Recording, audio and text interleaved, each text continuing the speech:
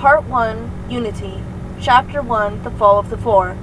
Tragedy should be utilized as a source of strength. Okay, bye, Mom. Thanks for breakfast, Wilbur Robinson said. He ran over and gave her a kiss, then he was gone.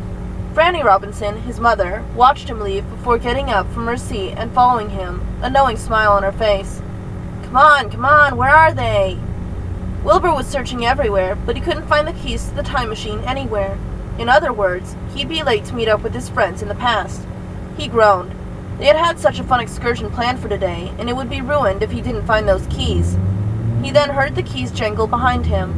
Turning around, he found his mother spinning them on the index finger of her right hand. A small smirk was on Franny's face. Looking for something? She asked. That's when a look of pure horror crossed Wilbur's face. Hero sighed. He and two of his friends, Violet Parr and Penny Forrester, were sitting around in a circle in his room. Baymax, his robot, stood in a corner watching them all, and Bolt, Penny's dog, sat at her feet. Wilbur's coming, right? Violet asked finally. He better be, Hero replied. I gave up a full day of robotics and flying for our plans. I know what you mean, Penny commented. Mom asked if I wanted to go to the zoo with her, and I had to tell her that I had other plans, so if this turns out to be a wash... Penny, your mom's here, Aunt Cass yelled up the stairs. Bolt turned towards the top of the stairs as Penny got up. At least something interesting is happening, Hero muttered as he, Violet, Bolt, and Baymax followed Penny down the stairs. Mom, what are you doing here? Penny asked when she saw her mother. I thought you were on a date. I was just heading there, her mother, Miss Forrester, replied. But Mittens wouldn't stop tormenting Rhino, so... She uncovered the circular object in her hands to reveal a clear container with a hamster in it. I need you to watch him while I'm on my date. Hero covered his mouth so no one could see him smiling. Violet smiled as well and rolled her eyes. Baymax actually became concerned. Why was the hamster in the ball? Could it breathe? Okay, come here, Rhino, Penny agreed, taking Rhino and his ball from her mother. Thank you so much, Penny, her mother said. She gave Penny a quick kiss on the forehead and then left. Now Hero could laugh without feeling bad. Why are you laughing? Wilbur asked. He and his mother were now standing in the doorway. About time, Violet said with a glare at Wilbur. Seeing his mother, she said, Who's she? Oh yeah, guys, this is my mom, Franny Robinson. Turning to his mom, he introduced everyone else while pointing at them. That's Penny Forrester, Aunt Cass, Bolt, Baymax, Violet Parr, and Hiro Hamada. Nice to meet you all, Franny said with a smile. Pleasure to meet you too, Mrs. Robinson, Penny replied with a smile. Hi, Hiro said with a wave. Greetings, Baymax said with a circular wave of his hand. You guys ready to go? Wilbur interrupted excitedly. Yep, Violet agreed with a giant smile. Where are we going now? Franny asked. Aunt Cass brought a glass of milk and a donut she had made and handed them to Franny with a smile. Franny took them and bit into the donut. A look of pure delight came over her face. This is really good, she told Aunt Cass. I'm glad you like it. Aunt Cass laughed.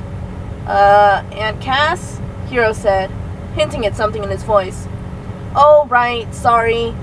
She chuckled nervously, then started to leave. It was a pleasure meeting you, Mrs. Robinson. Franny swallowed with the help of some milk. You too. Thank you for the donut and the milk. Everyone ready to go? Wilbur piped up after Aunt Cass was gone. Again, where are we going? To an ancient Norse place, Wilbur chuckled nervously. I'll be right back, Hero replied. He then dashed upstairs, almost tripping on one of them. He reached his room and started looking around for his phone. He looked at the desk in the corner of the room, to the right, but it wasn't there. The desk contained his unfinished project for the mechanics school, some unfinished homework for that school, and a notebook full of notes. There was movement on his bed. Looking over at it, he found their cat rolling over onto his side. Just before the cat finished rolling over, Hero spotted a flash. His phone was directly in the cat's way. An expression of horror crossed his face, and he dove for the phone. Crash! Violet looked up at the ceiling. Do you think he's okay? Only a moment later they could hear yelling. You stupid cat! I need that! Move! Yeah, I think he's fine, Penny replied. Wilbur started laughing. The past, near the kingdom of Corona. Woo-hoo! Jack Frost yelled as he flew up. "Come on, bud. We can catch him." Hiccup Horrendous Haddock III whispered to his night fury, Toothless. Toothless let out a low growl in reply and jumped into the air. "They're leaving us," Merida, Princess of Dunbrock, said in her Scottish accent. Her horse, Angus, whinnied and shook his head. "They'll be back, I'm sure of it," Rapunzel, Princess of Corona, laughed. "Oh, I've got an idea." Merida looked at Rapunzel, her curly red hair moving with her head. "Aye, and what'd that be?" "Why don't we race? I'm sure Maximus and Angus would love to." Maximus flung his head excitedly. "All right, you're on." The two girls dug their heels into their horses, pushing them to go faster. They jumped over tree branches and dodged rocks that happened to be in their way. After about 5 minutes, they found themselves surrounded by a black dust, like smoke. Maximus and Angus, afraid, pulled to a stop and started turning in circles, trying to find a way out. Up above them, and a bit ahead of them, Jack and Hiccup finished their flying race. "That was fun," Jack said. "We should do it again soon." "Yeah," Hiccup agreed. Toothless let out a strong exhale. His ears flattened against his head as a scent he did not like reached his nostrils. "What's up, bud?" Hiccup asked, patting Toothless's neck. Jack looked down to check on the girls. "Hiccup, we have a problem." Hiccup looked from Toothless to Jack. "What kind of problem?" "The girls aren't down there. They should be right below us." At that moment, Rapunzel and Merida's screams reached them. "We're just about there," Wilbur said excitedly. They had been traveling for years, about 200 years actually. "So where are we going exactly?" Franny asked. She had never actually gone to the past before, and she was feeling a bit worried. "Don't worry, it's not too dangerous," Wilbur assured her. "We're going to visit a Viking settlement," Penny told her. "And how is that not dangerous, Wilbur?" Franny looked back at her son. "I said it wasn't too dangerous," Wilbur laughed. "All right, buckle in, everyone. We'll be breaking out of the time stream in 3, 2, what?" Before he could finish the countdown, something came at the window, startling him. This made him break out of the time stream suddenly and with no control.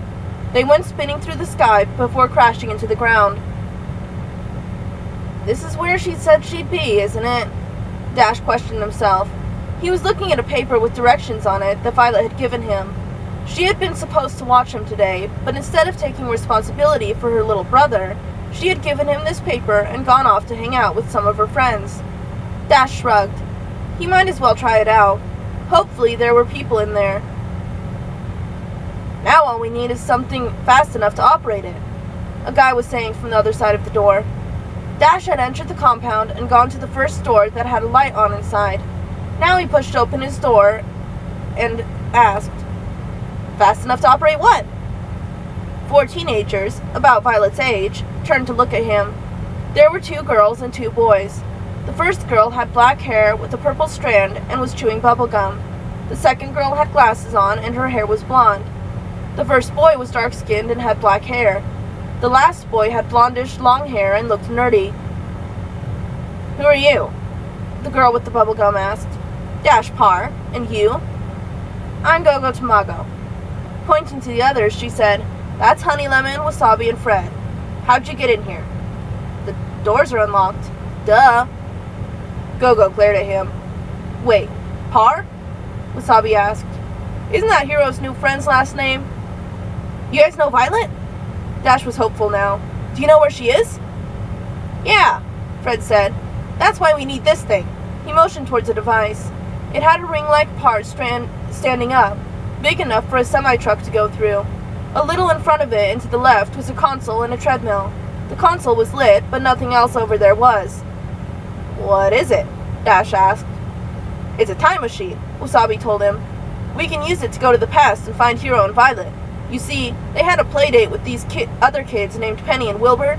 Wilbur has a time machine. He's from the future, and they planned an excursion to the past for today. They promised to let us know as soon as they arrived," Gogo continued. "But since they haven't contacted us, we're assuming something went wrong. We can't use the time machine unless we have a power source, though." "And that's what the treadmill's for," Honey Lemon said enthusiastically. "You see, the faster someone goes on it, the more power is transferred to the time machine. As soon as the power is taken away, it stops, though, so we need something fast enough to keep the portal open while we check on Hero, Violet, Wilbur, and Penny." Sounds easy, Dash scoffed. A human can't run as fast as we need this to go, Wasabi told him. It's impossible. We're just trying to figure out what we could have on there that wouldn't completely destroy the treadmill and all chances of finding our friends. I can do it. Trust me. Honey Lemon and Wasabi looked at Gogo skeptically. I call going in, Fred said, raising his hand. No, Gogo told him. If anyone's going in, it's Wasabi. What? Why me? Wasabi asked. You are the only one who has an actual weapon, and we don't know what to expect in the past. Wasabi groaned before finally agreeing. All right, let's see what you got, Gogo told Dash. She walked over to the console and entered the time they wanted before turning back to Dash and motioning for him to get on the treadmill. Dash, with a smirk on his face, walked over and got onto the treadmill. He was aware that Gogo, Wasabi, Fred, and Honey were all watching him critically. He stretched his arms before allowing another smile to cross his face. Before they knew it, the portal was open and stable. Or they thought it was stable. In fact, it was pulling them in. Wasabi grabbed onto the door which he had been standing next to and held on tight. Fred went flying towards the portal, but Honey was a bit too quick. She typed in a chemical equation and got a sticky, flexible substance, which she then threw at Fred. Fred caught it and then reached down and stuck it to the floor. Gogo held on to the console. Honey Lemon! Fred yelled as Honey went flying towards the vortex. Dash watched her disappear and then felt himself getting pulled in as well.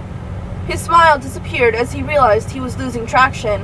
The portal wouldn't remain open if he lost traction. Turns out that wasn't his biggest concern, because a moment later he was pulled into the blue, swirling portal. End of Chapter 1.